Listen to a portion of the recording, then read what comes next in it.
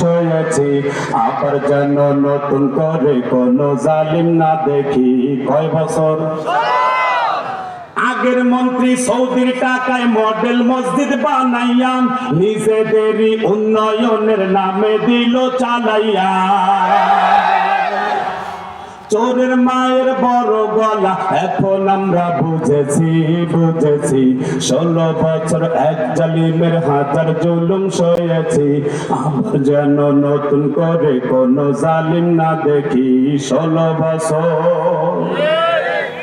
উন্নয়নের নামে তোমরা কত কিছু দেখাইলাম, সরকারি সব উন্নয়নে রডের বদলে বাস দিলাম।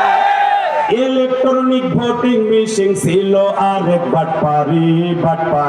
কয় বছর চোরের মতো পালাই গেল আলেমদেরকে মারিয়া, প্রতিশোধটা নিল আবার বন্যার পানি ছাড়িয়া। দেশের সবাই বলছে তুমি মোদি দাদুর বান্ধবী।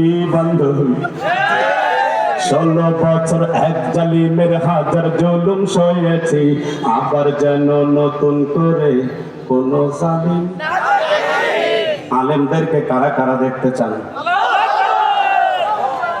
আল্লাহ কবুল করুন।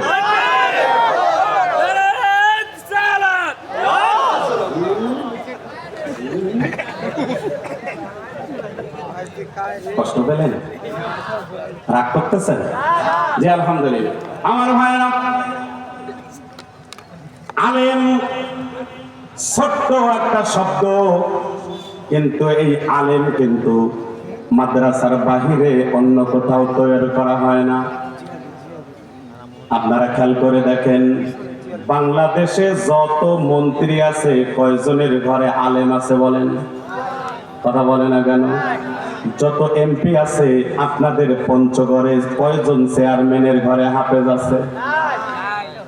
আপনি খোঁজ নিয়ে দেখেন তো কয়জন মেয়রের ঘরে মুফতি মাওলানা মুহাদ্দিস আছে? নাই।